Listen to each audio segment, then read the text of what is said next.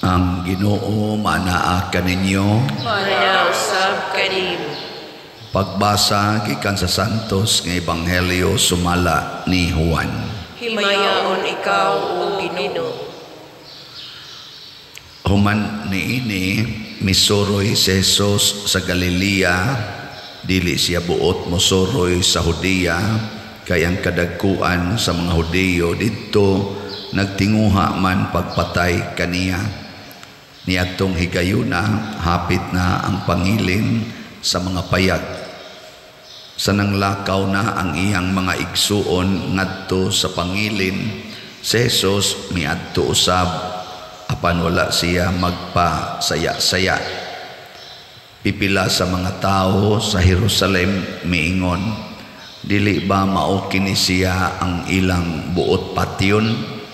Tanawa nagsulti siya atubangan sa kadaghanan apan walay nagsultig bisag unsa batok kaniya. Tungod bakaha kay nasayod ang mga pangulo nga siya ang Mesiyas. Apan inig-abot sa Mesiyas walay masayod kung tagadiin siya. Apan kitang tanan nasayod kung tagadiin kining tawhana. Samtang nagtudlo si Jesus sulod sa templo, miingon siya sa kusog na tingog, nakaila magayod kamo kanako ug nasayod ba kamo kung tagadiin ako? Apan wala ako muanhi sa akong kaugalingong kabubuton. Ang nagpadala kanako matuod, wala kamo makaila kaniya, apan ako nakaila kay gikan man ako kaniya ug siya man ang nagpadala kanako. Unya misulay sila sa pagdakop kaniya, apan walay nakahimo niini kay wala pa man moabot ang iyang panahon. Ang Ebanghelyo sa Ginoo. Dayon ikaw o Kristo.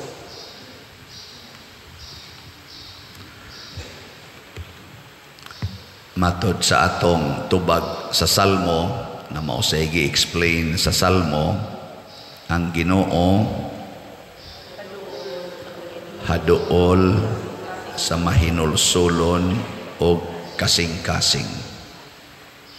Tinuod ba ni o dili? Unsay timaan nga ang Ginoo duol nato? Wa na nitingog. Aw di mo mahinulsolon o kasing-kasing, no? Dili mo mahinulsolon o kasing-kasing mo nang wa mo ikatubag inig-ingon haduol ang Ginoo. Kung ang Ginoo mga igsoon duol nato, daghan kaing kasakit. Amo na siya usas ti mailhan. Ngi, lingi ako no ang imong tupad ing na duol kas Ginoo. Basta duol kas Ginoo, daghan kaing kasakit. Tanawa si Jesus, sukad pagkatao. Siya man ang Ginoo, sukad pagkatao, hangtod na lang siyang namatay. Pulos-pulos kasakit ang naas iyang kinabuhi. Kana palang kapobre daan. Kisa bagod nato'y ganahan anang kapobre. Di ba? Mulikay kita sa kapobre, gani na nagbuwag ang mga pamilya karon tungod sa kapobre. Na ay magsigig report na ko padiron saon ko ni akong bana, adik na kay sa cellphone. Ang among negosyong gamay, murag padong na gini pagkalunod, kay di naman siya mo atiman sa among negosyo. Niya kung ako sang badlongon, ako pa'y kasabaan. Kung saon manin ako padir. Patay na gid ni anis among mga pagkaon. Kay adik na kay sa cellphone ang akong bana. Nitakod rabas akong mga anak sa padir. Ako na lang usa, mawiwa, magsigig ka adik sa cellphone. Kuyawa na, no? Iya ko nung buwagan kay adik na kay sa cellphone. Na kung sa may rason siya, patay ang among negosyong gamay. Unsa na lay among kanon? Kwarta na saan. Ingon ako, kung ikaw duol gani kas Ginoo, mao na iti mailhan nga daghan kag kasakit. Nya kay di man day ka duol sa cellphone, duol makakas Ginoo kay magsigi man kuno siya rosaryo kada adlaw, musimba pagid siya, sige siya basa sa Bible, nagtinarong gyud kuno siya. Nako, mao na siya. Ay kahibong nya anhi dinhi maila kung pabilin bakang malinawon o matod pa diri sa atong kuan betan-aw nato unsay mahitabo nila. Atong sulayon, matod pas mga dautan ba, atong sulayon, ingon man sila anak sila sa Ginoo, atong daog-daogon, atong sakiton, ug sutaon ta unsa sila kamalinawon ug katarunganon. Dinhi manggos kalibutan, ang niya dinhi mao ang dautan. Ang kalibutan in general, dautan gyud. Unsa may mahitabo kung naan ang dautan, ang ending gyud kamatayon. Unsa may ending dinhi sa kalibutan. Lingi ay mong tupad, naasa ka kapadong. Pangutan na ba, naasa kang ending ni mo. Yan ay mong tupad ba? Unsa may ending na to din Uy, tubag patay daw mga matay kitang tanan. Kaya matod pa sa lagi sa kuan nga ang kamatayon, mao ginay mahitabo din sa kalibutan. Kamatuoran man nga naman, kay ang kalibutan, dautan, dili mo hatag og kinabuhi. Kamatayon ang ihatag sa kalibutan, mga igsoon. Yes, ang Ginoo mo'y naghatag og kinabuhi dinhi sa kalibutan, pero ang kalibutan maningkamot yun pagpatay sa tanang kinabuhi. Mao na ang ending yun tanan. Tanawa, mga baboy karon patay na. Nya ang nangaos baboy patyonon. Ang mga isda nangamatay na tungod anang oil spill. Ang nangaon sa isda patay sa. Ang taga-Ukraine ug Russia pinatya na ito the max tungod anang mga armas nga mga mahal ra ba kayong mga armasa para lang yun ipatay. Naghimog mga nuclear weapons ang atong mga banggiitang mga nasod para ipatay. Ang atong mga negosyo karon patay. Chemical ang gigamit kana mga processed foods, kana mga chemical nga gipangmutang ana mga tanom, mga baboy, mga manok o mga isda, patay man gunagod. Awa mo kiba? Hasta nang inyong pa-colors buhok, kanang kiskis kilay, patato, halab siging inom ana mga pills, siging palaygit, patay man gud. Abortion patay. Di ba? Hoy, lagi. Usa lagi dili patay din sa kalibutan ang pagpalit og slat. Oh, nga naman. Kay kanang pagpalit og slat, imong gibiyaan ang imong kaugalingon. Gipatay nimo ang imong gugmas kwarta aron itabang sa tanan. Mo nang wa ginipalit og slat nato nga wa magmalipayon. Nailingi ay mong tupad. Yung na kapalit kag slat. Pangutan na, di ba kada niya palit og slat, malipayon siya. Kaya nga naman, ang ending ana, basta naagani ng kalipay, ang ending ana, kinabuhing way katapusan. Basta malipay ka inigbuhat nimo, kanabang kalipay nga dili bitaw, dili ba panglawas ba? Lahi man ang kalipay nga panglawas. Nabita ko igi kaunsilan sa una nga usa ka aktibo sa simbahan. Suod sad nako ang iyang nauyab. Pero kahibaw ko nga ang iyang nauyab nga laki, ana ba? Ana. Pero naningkamot nga mabag-o. Pero kuan pagid taon kayo kanang shaky pa ba? Nya kay in love magid kay siya. Nako, careful. Kay kana ra bang imong nauyab. Ana ba yana? Ingon siya, Ni promise man siya good father gyud nga nausab gid siya sukan nga nagkauyab mi. Nako sure. Azaman sakto to iya dili. Ni promise ko no ug nausab jud ko no kay siya ra kuno ang nakapausab sa kinabuhi niyadtong lakiha. Tinuod dili. Tinuod tingali. Kay niundang masagyog suyop ang maong laki. Gani mialagad pa gyud sa simbahan. Nindot. Niya after mga 1 year nilang panag-uyab, Father, pwede may magminyo. Nako, ayaw sa paabota usag 5 years. Niya ayaw gid mo pag premarital sex ha, kay mapugos o niya mog minyo. Father, ako ginang ampingan, ana to katong babae. Uy, pagkasunod buwan, Father, ang bilis ng pangyayari. Naku, anong nabilis naman ang pangyayari noon? Ay sus, nabuntis. Wa ko no sila kapugong. Ako na sang giingnan, ayaw glahos og minyo. Pakatawha usa ng bata, nya ayaw na mo pag-sex, nya pakatawha usa ang bata, nya igo magkataos bata, butangin na sa 1 year, tan-aw nato kung kamo ba gyud. Nya nausab ba gyud siya. Uy, pagkadang tag 1 month niingon man, Pader, pwede ikay mo kasal namo, nagpasuwat nami. Dako ayaw lagi sa pagminyo. Ana. Og di ka mo kasal namo, Pader, mangita lamig laing pare. Anangita gyud laing pare. Og nakasal sila. Karon gawas ang duha ka anak. Karon gasigi nag-ingon ako, Pader, unsaon manin ako akong bana. Nibalik naman sa siyang bisyo, Pader, na adik na sad. Unsaon manin ako, Pader, tabangin taon ko.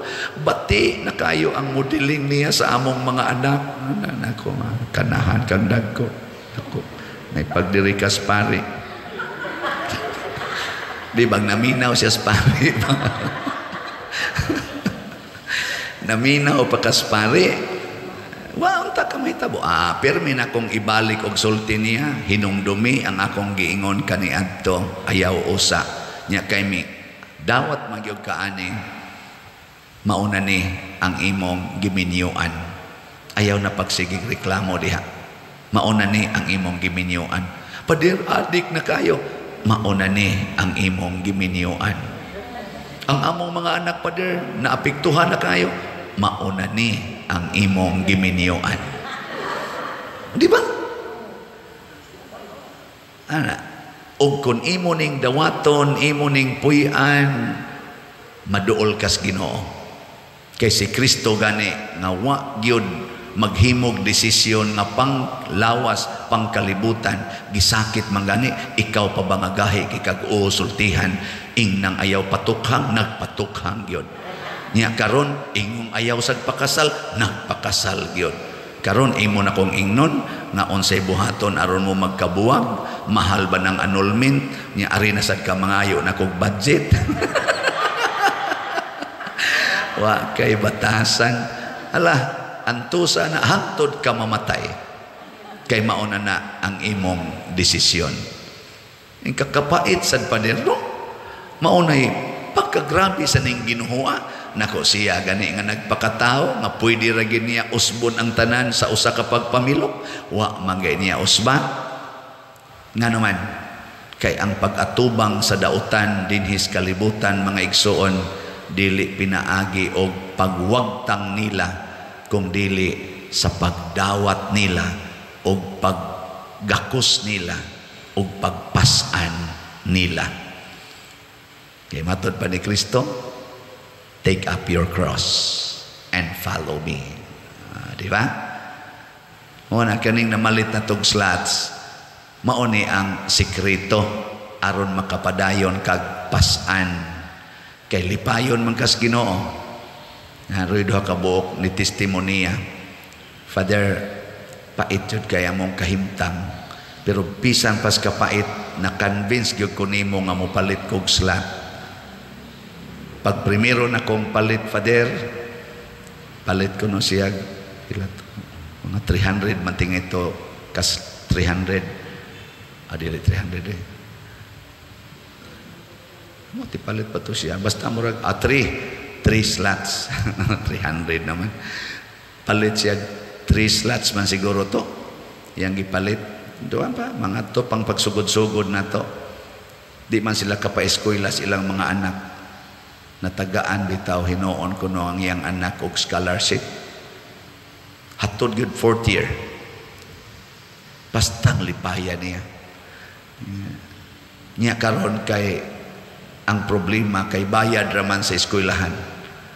Ang gasto niya sa kaning pliti-pliti o sa mga uniform sao na malang kuno ana. Ingon siya, ang iyang gibuhat siya asa mo abot lang. Sige lang islang hinay-hinay suporta pero bagukod yun pero sagdi lang basta masiguro lagi ng tuition. Pag-abot sa kuno nga na sa tayo gibaligya bagong slot palit sa kuno siya ana. Sus na amang kuno ni scholar siyang anak nga mugasto sa tanang miscellaneous og uniform and books hangtod makahuman basta ang kondisyon di lang mahagbong nga karon may man kuno grado yang anak fastan kuno niyang lipaya sa pader grabe hagi tinuod gina imong gisulti nako paabot lang sa dili tinuod kay basin karon gatuo ka nga kining maong kuan tinuod man malipay man ka kay naa ang mga grasya pilo-piloon og kapila ka fold ang atong gipalit og slot pero don't forget nga naagid ng kasakit naagid kasakit nasa ni palit na tog slot pag humagpalit og slot kapila na diagnose ang iyang bana og kidney failure kasi ginagdialysis karon nahurot na ilang kwarta ni hangyo na nato pader pwede ka mutabang nagpalit bita kog slot sa una ako'y pasponsoron sa dialysis nako patay patay ako din giingnan abi baya nimo sis pinakanindot gyud nga buhato no kanang mudawat ta nga kitang tanan mga matay ra gyud nya kon ang pagpugong sa tong kinabuhi kana na lang dialysis o kanang chemo